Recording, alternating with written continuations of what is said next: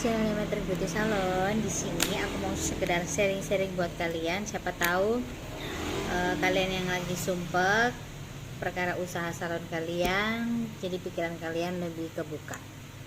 Gimana sih caranya jadi pengusaha salon yang profesional? Jadi gini, kalau ada beberapa orang yang tanya sama aku, gimana sih apakah langsung ketika dulu belajar itu tiba-tiba langsung bisa profesional banget gitu? Jawabannya enggak sama sekali. Dulu ini aku sekedar sering aja, waktu aku belajar, aku lulusan Rudi Hadiswarno. Kita diajari semua dasar-dasar kalau di salon ini seperti apa, seperti ini, cara warna seperti ini, smoothing seperti ini, cutting seperti ini, pokoknya semuanya diajarin. Tapi selebihnya kita ini yang otak-atik sendiri dalam arti kita harus bisa ini ya, bereksperimen sendiri, bukan hanya kita ini menunggu belajar terus supaya jadi profesional. Itu salah. Yang menjadikan kalian profesional di dunia hairdresser atau di dunia coloring, di dunia cutting, itu adalah pengalaman dan jam terbang kalian. Pengalaman didapat kalau kalian nggak buka usaha salon, ya kalian nggak akan dapat pengalaman. Pengalaman bisa didapat juga kalau kalian kerja ikut orang. Tapi yang paling penting, kalau kalian condongnya itu untuk membuka usaha salon, otomatis kalian harus membuka usaha kalian dulu nih. Sama aku dulu pun ketika aku punya usaha salon, nggak melulu aku langsung pointer gitu, nggak. Tapi aku berani yang namanya mencoba, berani melatih mental aku untuk yang ngadepin orang-orang, terus megang kepalanya, maksudnya megang rambut-rambut orang, gimana caranya yang rambutnya keriting bisa jadi lurus dan hasilnya bagus. Namanya kita mencari pengalaman, itu ada kalanya pasti ada gagalnya. Dari gagal ini kan kita bisa belajar, oh ketika misalkan nih aku smoothing dengan caraku yang seperti ini kok hasilnya nggak bagus, kenapa ya? Kita observasi terus, digali-gali terus. Misalkan, oh ternyata aku ngolesnya terlalu lama, oh aku ternyata dieminnya proses obatnya terlalu lama. Nah, hal-hal kayak gini kan sebuah pengalaman yang kita tidak dapat ketika kita tidak terjun langsung gitu loh. Makanya ketika kalian belajar salon, ketika kalian punya usaha salon, ya harus benar-benar buka total gitu loh. Namanya orang usaha itu harus benar-benar total. Kalau kalian cuma setengah-setengah, ya percuma, lebih baik kalian tidur. Karena apa? Untuk menjadi profesional, kita perlu pengalaman yang namanya pahit, asin, pedas, segala macam. Kita harus punya itu semuanya. Kalau kita nggak punya, ya kita nggak bisa jadi orang, nggak bisa jadi yang benar-benar hairdresser yang profesional gitu. Hairdryer jadilan HP terus. Sorry sekalian, aku lagi ngajar, jadi ya mulut suka teriak-teriak. Nah, kembali lagi, jam terbang yang tinggi itu didapat juga kalau kalian harus buka salon gitu loh. Kalau kalian nggak punya jam terbang yang tinggi, nggak buka setiap hari, misalkan dalam 1 tahun pertama kalian buka ini rame, terus di tahun kedua nggak rame, kalian tiba-tiba merasa oh usaha kalian gagal, itu salah. Diterusin aja, karena jam terbang kalian itu menentukan kalian ini profesional apa enggak gitu loh, bukan karena yang lain-lain. Karena mindsetnya orang rata-rata yang aku tahu nih ya, yang banyak yang sharing sama aku, ketika mereka belajar di dunia usaha salon, mereka cenderung melihat yang sudah jadi, yang besar-besar. Jangan, yang besar-besar pun mereka melewati yang kecil-kecil dulu, dan prosesnya itu nggak sama. Tiap orang kan caranya sendiri-sendiri, nggak ngelewatin proses yang sama. Di samping itu jalannya pun beda gitu loh.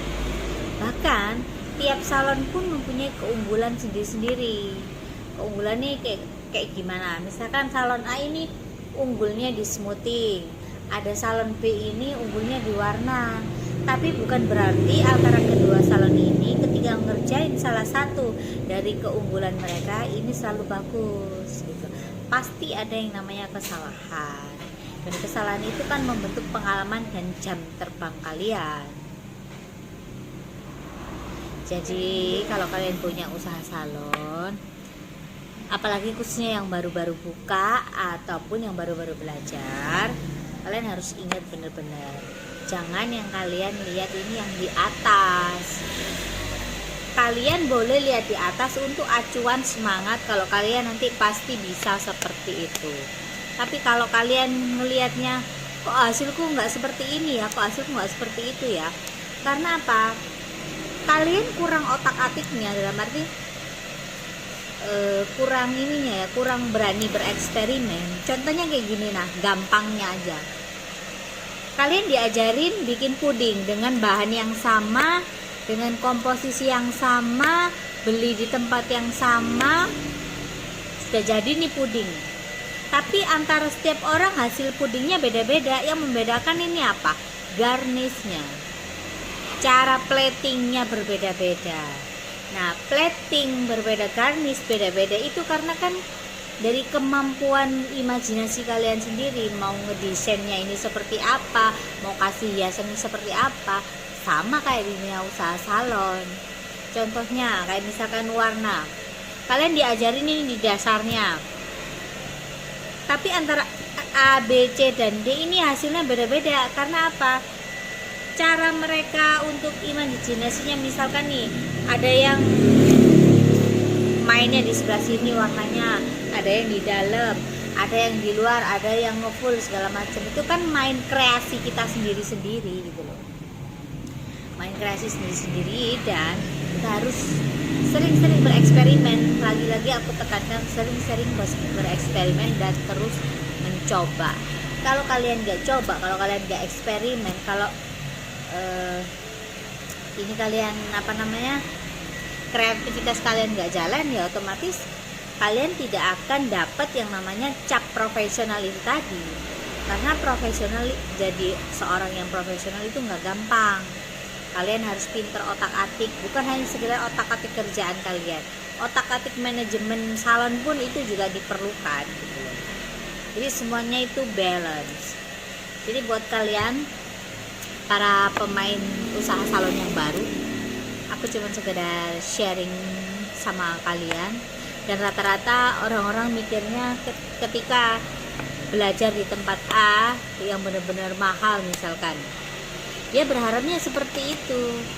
Ya nggak bisa seperti itu, karena daya tangkapnya setiap orang juga berbeda-beda, kreativitasnya berbeda-beda. Contoh aja aku sendiri, aku sekolah di Rudi Hadisuwarno, teman-temanku mendapatkan porsi pembelajaran yang sama dengan aku. Tapi ketika semuanya sudah selesai belajar, nggak semuanya ini jadi.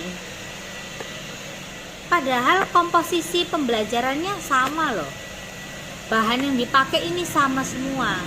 Pertanyaannya, kenapa kok ada yang nggak jadi? Sorry ya, ini berjalan. Saya ditutupin itu pintunya tutup. Kenapa kok nggak jadi? Nggak semuanya jadi. Karena apa? Pemikirannya orang beda-beda, cara kerjanya orang beda-beda. Ini yang harus kita perhatikan juga. Dan kemauan orang itu beda-beda. Ada orang yang pantang menyerah, dia nggak ibarat katanya mau salonnya sepi, mau ramai segala macam, akan tetap buka. Akhirnya apa? Jam terbang dia makin tinggi, pengalaman yang dia dapat makin banyak. Dia bisa membaca situasi dalam arti, oh ini bulan-bulan ini sepi, bulan-bulan ini ramai, dia akan mengerti gitu loh. Karena apa? Pengalaman dan jam terbang. Nah, kembali ke sini lagi, kenapa kok semuanya nggak jadi? Itu tadi, pengalaman, kemauan ini harus ada gitu loh. Nggak ada. Bahkan aku lihat teman-temanku yang sesama profesi dengan aku, dengan tahun pembelajaran yang sama, mereka sudah banyak yang gulung tikar, banyak yang usaha salonnya nggak jalan, ada juga yang nggak mau buka usaha salon. Nah, kayak begini kan dari kemauannya diri sendiri. Padahal kita sama, kita belajar di tempat yang sama dengan coach yang nggak diragukan lagi di Indonesia gitu loh, nama yang besar gitu loh. Tapi nggak melulu, meskipun kita pembelajaran kita dengan orang-orang yang profesional, belum tentu kita juga bisa bertahan di dunia bisnis salon kalau nggak bener-bener kita sendiri punya kemauan yang bener-bener keras banget. Dan itu harus jadi pertimbangan gitu loh. Jangan hanya sekedar saya punya modal, saya memperkerjakan orang, begini begitu, salah. Karena pada dasarnya segala sesuatu itu harus ditangani sendiri dulu. Kalau kalian ini pondasinya sudah kuat, bener-bener pondasi itu kalian sendiri yang terjun, maksudnya kayak gitu kalau dunia salon loh ya. Pondasi adalah kalian sendiri yang terjun. Ketika pondasi kalian kuat, ketika relasi kalian dan customer langganan kalian ini banyak, baru nih kalian masukin yang namanya tenaga kerja. Tapi dengan catatan diawasin langsung oleh kalian sendiri. Jangan putus gitu aja, dalam arti segala sesuatunya pegawai. Karena apa? Rata-rata customer itu berhubungan langsung sama yang punya salon. Dan yang punya salon ini mempunyai andil besar, ya kan? Dan pegawai ini sewaktu-waktu bisa meninggalkan kalian. Nah, ini kan ibarat kata circle usaha kalian sendiri gitu loh. Kalau kalian nggak, pondasi kalian bener-bener kuat dan kalian nggak bener-bener pinter sendiri gitu loh, kalian harus lebih dominan, nanti kalian akan kalah dengan yang muda-muda, akan tergerus oleh zaman, dan yang pasti kadang dibego-begoin sama pegawai. Itu jangan sampai kayak begitu. Kalian harus lebih pintar, lebih dominan. Karena apa? Kalian yang merintis, kalian yang belajar, kalian yang bangun fondasi kalian benar-benar gimana cara mempertahankannya, bukan hanya sekedar pinter dalam, maksudnya itu dalam lingkup pembelajaran salon, tapi juga harus pinter marketing dan manajemennya juga. Harus kalian kuasai semuanya. Karena kalau kita sudah terjun di dunia usaha itu bukan hanya keterampilan tangan yang kita mainkan, tapi keterampilan berpikir, cara bicara, cara pandang kita itu harus benar-benar komplit gitu loh. Itu rambutnya tebel apa enggak? Tebel banget, kayak keriting kecil-kecil gitu ya. Nah, itu aja sih yang mau aku sharing buat kalian, khususnya yang pemain-pemain baru. Jadi kalian tetap semangat buka usaha salon. Sebenarnya salon itu memang enak, keuntungannya bisa sampai bukan hanya sekadar 100%, 200-300% pun bisa. Karena ibarat kata kita itu kerja jasa itu, dan seni mewarnai, seni pelurusan itu tidak terukur harganya. Tapi dengan catatan juga kalian harus benar-benar pintar mengerjakannya. Pintarnya kalian itu kalian harus pandai-pandai mengolah. Itu aja.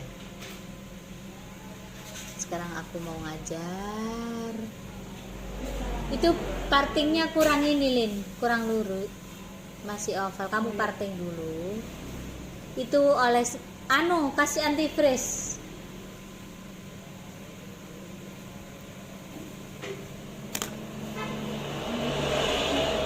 Antifreeze itu semua bagian rambut.